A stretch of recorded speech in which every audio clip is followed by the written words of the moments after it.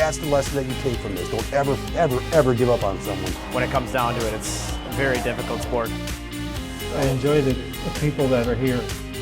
Thank you so much. You're so welcome.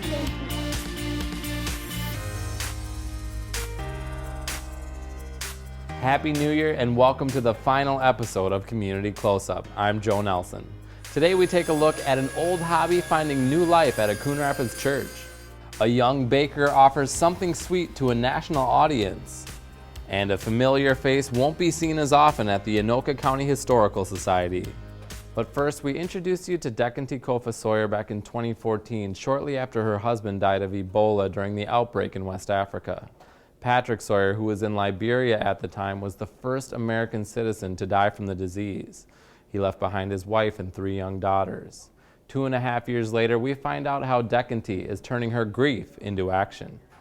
I think about him all the time, whenever we're doing anything, I think about him. And people who know me and know the work we're doing, they think about Patrick. And, I think it's been a driving force, not just for me, but also for folks who want to help so that something like this never ever happens again. Nearly 2.5 years have passed since Ebola claimed the life of Patrick Sawyer, an American citizen and Coon Rapids resident who had returned to work as a government official in his home country of Liberia. His wife Decanty and young daughters Ava, Mia, and Bella were left behind. Only Ava, the oldest, remembers her father. I hope he's watching down at me at heaven, and he'll learn how sad I feel without him. Patrick was often away, but Ava says she knew it was important for him to help Liberians in need. It was really important because I felt like even though my dad wasn't here, I felt like he was here with me. And you still feel that way? Yeah. Patrick's death forced Decanty to explain to her daughters what happened and why he's not coming home. So that was tough, telling her, and just over the past 2 years going through that with her. I just kind of follow her lead.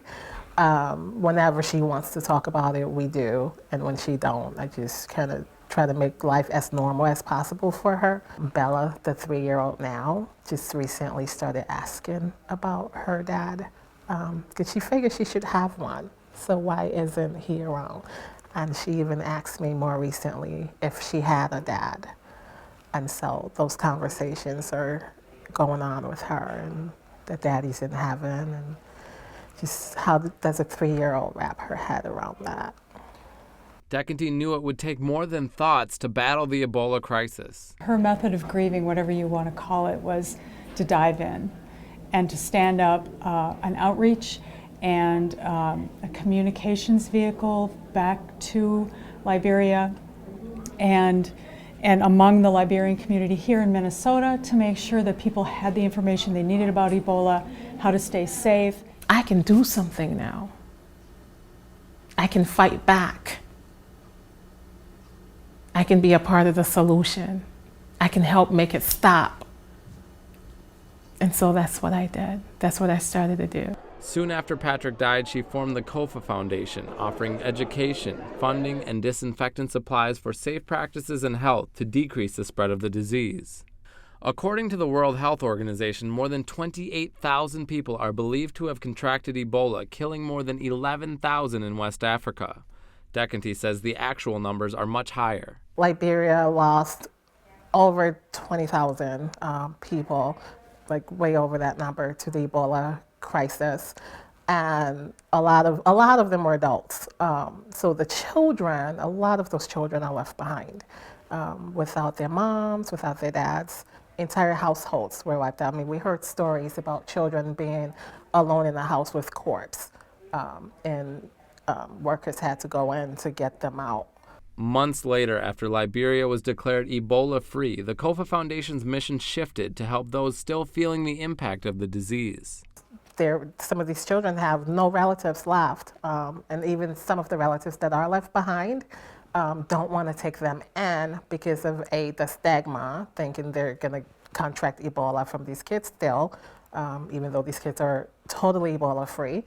And 2, Liberia is such a poor country that they can barely feed themselves and their kids, let alone bring in a relative kid. So just out of sheer survival, they're not able to take them in.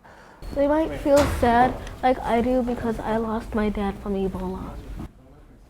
As a mom and watching at my 3 children every day and just seeing how they're affected, I couldn't imagine what those kids must be going through, and I just had to do something, be a part of helping to take care of them as I'm taking care of mine here.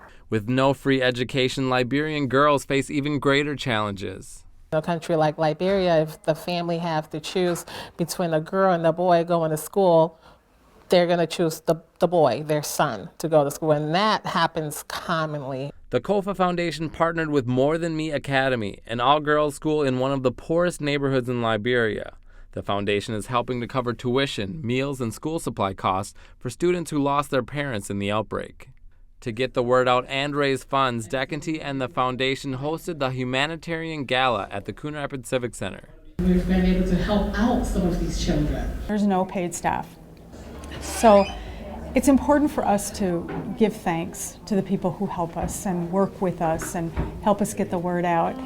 So that's what this dinner is all about.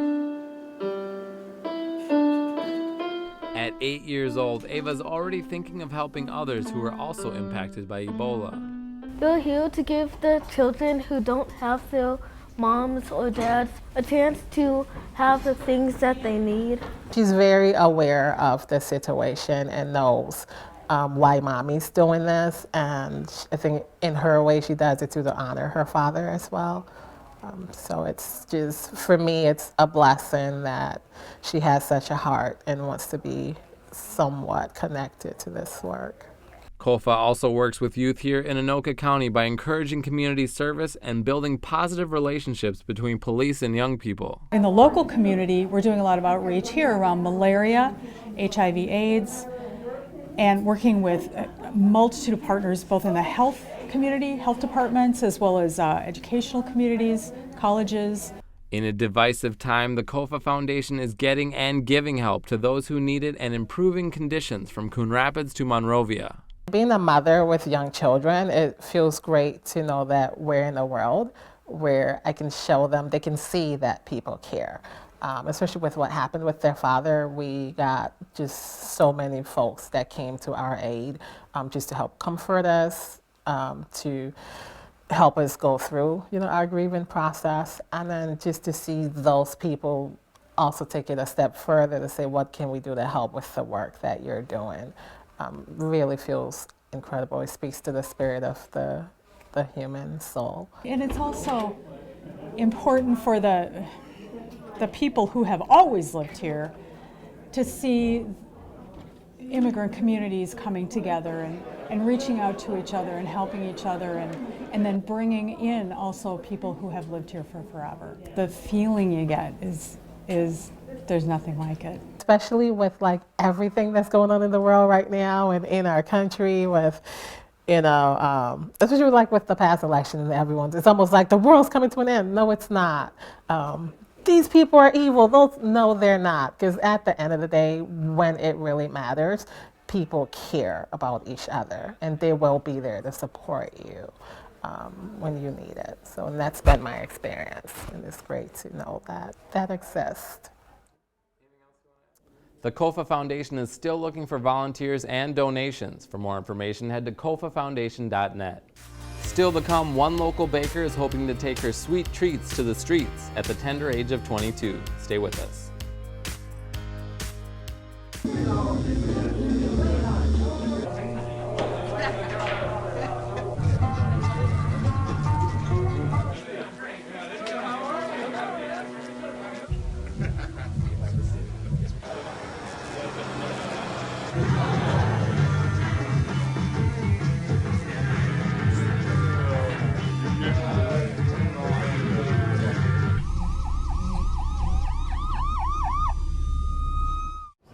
For many bakers and chefs, their passion is realized at a young age. But for one local 22-year-old, her path to success started as a hobby. Community Closeup's Jordan Rylance brings us the story of a young baker who has earned national recognition for her tasty treats. Some don't always make the cut. Maddie Carlos is only 22 years old and already owns a successful business. It really was a surprise to me too. And it all happened by chance. Senior year of high school, it was one of my friends' birthdays, and I baked them some cupcakes just for fun. And they turned out pretty cute. I had a lot of fun with it. And then I posted them on Facebook, and a couple months had passed. People were like, oh, those are so nice, those are awesome. And then I made some Valentine's Day cupcakes for my friends and posted them on Facebook, and people just started ordering them. Can I please get some? Can I get some for work? It didn't take long for Maddie's cupcakes to catch on and take off. Maddie kept filling orders until she left for college at the University of Minnesota Duluth to pursue a business degree, but it only took one semester to realize her passion had a sweet tooth. It wasn't my thing. I needed to do something more hands-on. So that's when I decided to tour Le Cordon Bleu in Minneapolis, and I absolutely loved it. I loved it the whole time I was going there, and it kind of solidified that this is what I need to do. Once again, Maddie took to social media to document her experiences, and once again, people responded. While I was in culinary school, I decided to create a Facebook page just for my culinary journey, and then a few of the orders that I created for other people, and it just kind of snowballed from there, and people started ordering, can you make me this, can you do this, and I just kept working from my home kitchen, and eventually I outgrew it, and that's where this became a thing. Maddie and her mom, Lori, opened Something Sweet by Maddie Lou in May of 2015, and since then, Maddie has made hundreds of creative and intricate cakes. But there is one thing that Maddie doesn't do. I can't cook. I cannot cook. She doesn't cook. No, she doesn't cook. And she doesn't need to. Maddie's creations have been so successful that one Instagram post led her to compete on Food Network's Holiday Baking Championship last fall. Being on Food Network was an amazing experience. I learned a lot about myself, about the people that I was competing against, and I got to meet a lot of amazing people that I still stay in contact with, even though the show was filmed a little bit ago. This mother-daughter duo creates success by combining one part business sense with one part delicious delights. It can get tough at times, but we've always had a really close relationship. And she's in the kitchen and I'm in the office, so we're not clashing with each other too much. And for a self-proclaimed mama's girl, the partnership was just icing on the cake. I live with her and I work with her, so I basically spend 24 hours a day with her, and it's great. I don't think there's anyone else that I would want to be doing it with. Together, Maddie and her mom hope to bring their sweets to the streets one day. We have talked about starting a food truck with my family, and I think that would be awesome to be able to take my desserts elsewhere instead of just being in one specific location, and maybe someday expand to another location. But until then, they call Coon Rapids home, the place where Maddie's success was solidified and where a fun family hobby turned into all of this. For Community Closeup, I'm Jordan Rylance.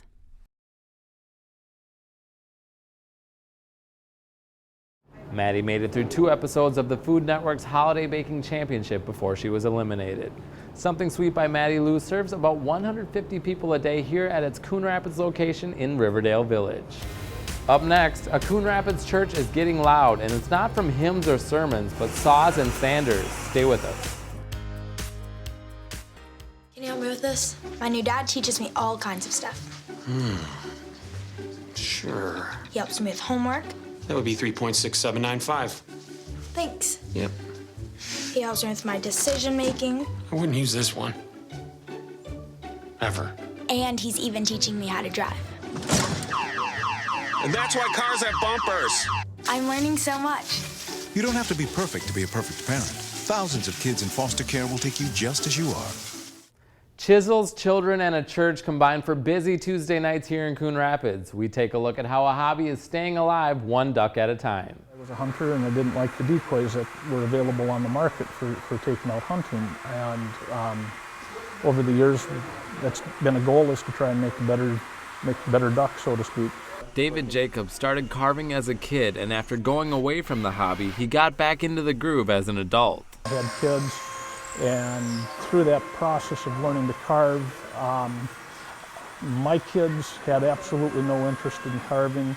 My nephews and nieces that lived nearby had no interest in carving, so I thought the same thing. I thought that kids just weren't interested in doing this anymore. Found out I was wrong. David wanted to help a new generation of carvers find the hobby, but it wasn't until something was taken away that he really started to give back. The Minnesota Decoy Collectors Association hosted a statewide youth duck carving competition for many years, but due to a perceived lack of interest, it decided to bring the contest to a close. I thought that was absolutely a very sad occurrence. David wouldn't let the competition fly away and brought a brood of young sculptors together. We have some very good carvers this year. It's really fun to see them coming out of the woodwork, so to speak. David and his class got the Decoy Carvers Association to revive their youth waterfowl carving contest unofficially for a few years, and soon wooden mallards, golden eyes, and buffleheads would be judged officially once again. That was awesome. They've been very, very good to us. The association even decided to donate money to go toward materials and tools for David's class. For 90 minutes every Tuesday night from October through January, David and a group of kids and adults come to Cross Point Church off Foley Boulevard in Coon Rapids to drill, sand, and whittle decoys for February's competition. It started with Boy Scouts, then church members, but has since brought kids in from several communities through word of mouth.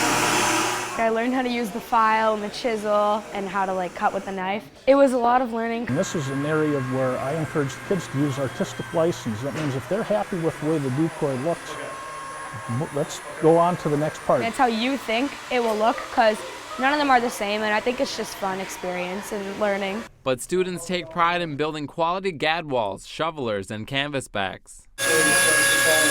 You'd have to spend time on it, be careful, and make sure you don't cut too much out of the wood or the material. Otherwise you can mess it up, but you can always take out more, and so you have to be careful.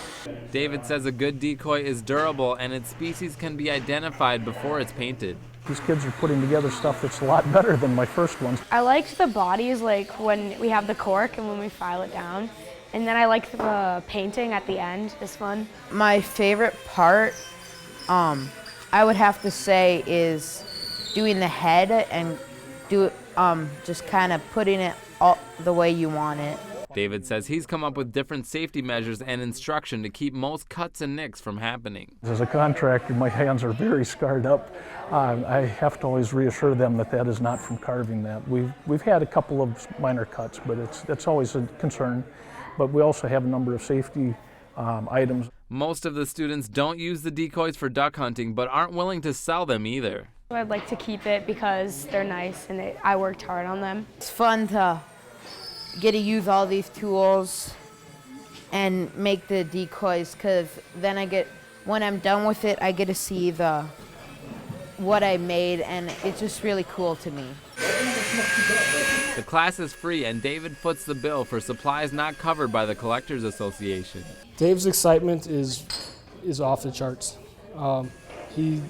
I think he's more passionate about this kids group than he is about his own carving, and it shows. Well, it's quite cool that he's put this all together, and it's been a fun time doing all this, so I'd have to appreciate him for doing it. Carving's been a passion of mine for a lot of years. I don't do this professionally. And to see new faces, new kids, a new generation, if you will, carrying this on, to me it's phenomenal. It's nice to see kids not doing computer work or video games. I think it's really good to see them with a hands-on activity and doing a craft like this. I think it's a lost thing. Cross Point Church allows the building to be used for whittling between worships without charge. It's a fantastic space. If we didn't have it, I don't think we could put on the club.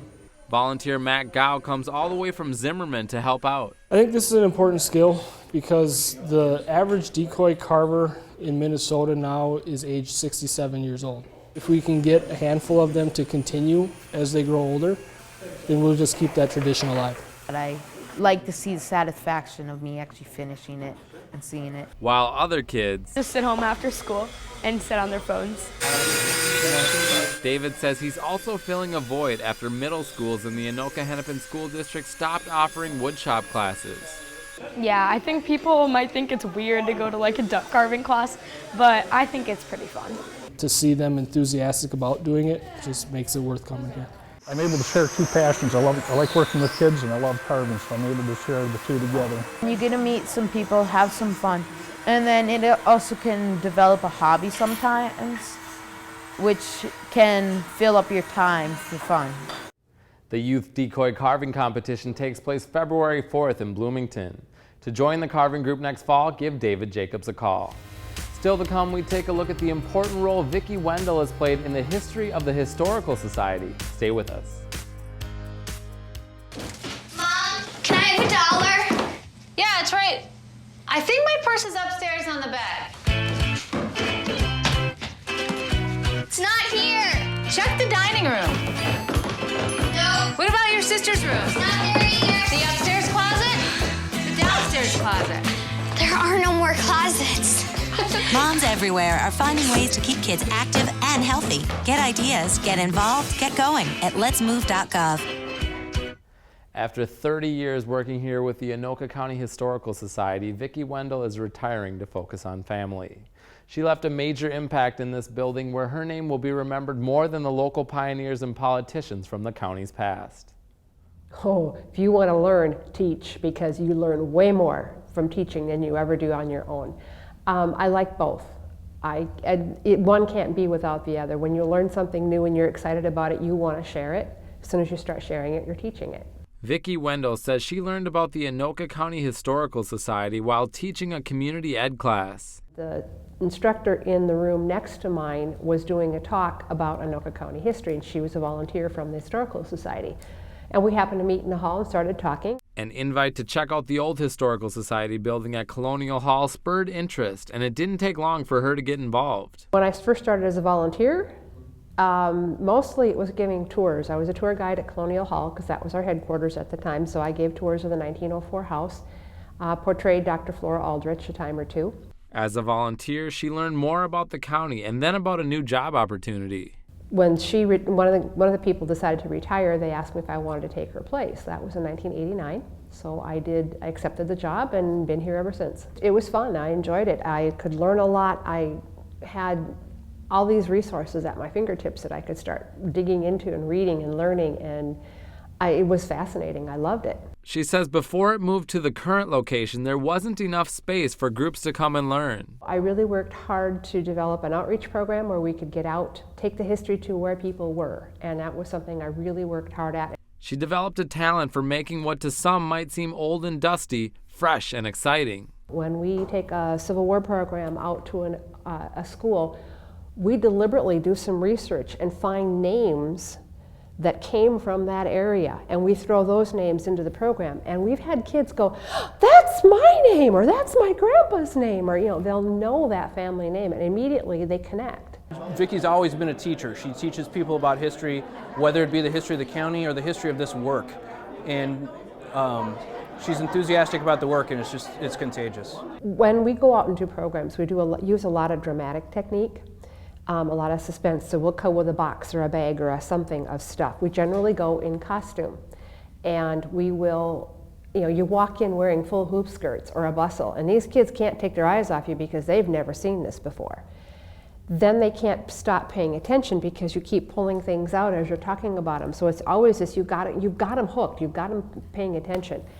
Adults paid attention too when Vicki took on a challenging exhibit where the best contributors were reluctant to share their history. To get these vets to talk was really difficult because they didn't have a lot of trust. Based on their Vietnam vets coming home experience, they were very suspicious of what somebody wanted to do with their story. When she did the Vietnam display, it really had a heartfelt gratitude for all of us. It was our welcoming home back to Anoka County that we had been missing for a long time, and we really felt good about the way she recognized what we had been through and what we wanted to be remembered for. They were so excited about it that it was fun to include them. And I think the healing that came out of that exhibit for these veterans in the community of how they look at Vietnam veterans was probably the most unexpected and the highest point in my career as a history person. Former Historical Society Executive Director Todd Mahan says the work she did behind the scenes deserves even more recognition. I mean, we saw the Vietnam Veterans Experience exhibit. And that's, I think, such a prominent example, but it's only one. It's one that we can't forget. I mean, she used history to change lives there, and like that's what we should be doing with history, and she did it there, but she did it in a lot of other places too. So yeah, she's one of a kind. After Rebecca Ebnet-Mavenkamp replaced Mahan, she says she soon realized the value of Vicky's knowledge of the county's history. I just clung onto her shirt tails and just rode along. She knows everybody and has contacts in every sector of the county. So one of my first days here, we went on a 3 or 4 hour ride around the county, and she told stories the whole time that we went. Through her work as program director, Vicky also became an author. She chronicled the history of the Anoka County Sheriff's Office in a book called Keepers of the County, and she edited Picturing Anoka County to celebrate its sesquicentennial. We have a long history of excellence, and I'm very proud of that history, and I've learned more about that thanks to her book and my interactions with her than I would have ever known otherwise. She recently decided it was time to turn the page on her time at the Historical Society and retire to focus on family. You've got parents that need a little bit more help here and there, and in-laws that need a little bit more help here and there. I've got a little grandson who I do some daycare for. My own kids, every once in a while, they're still coming back going, "Mom!" And it was getting harder and harder to balance time, because with all the new activities and all the growth that the Anoka County Historical Society is experiencing with our projects and our programs and our activities, it was getting harder and harder to balance. I was pulled in so many directions that it didn't feel as good anymore. So we've got an amazing staff. The place is in very good hands. Historical Society staff wouldn't let Vicky's time there go unrecognized. A retirement ceremony was held in her honor. I was very overwhelmed with how many people came. They were all my friends. It meant the world to me.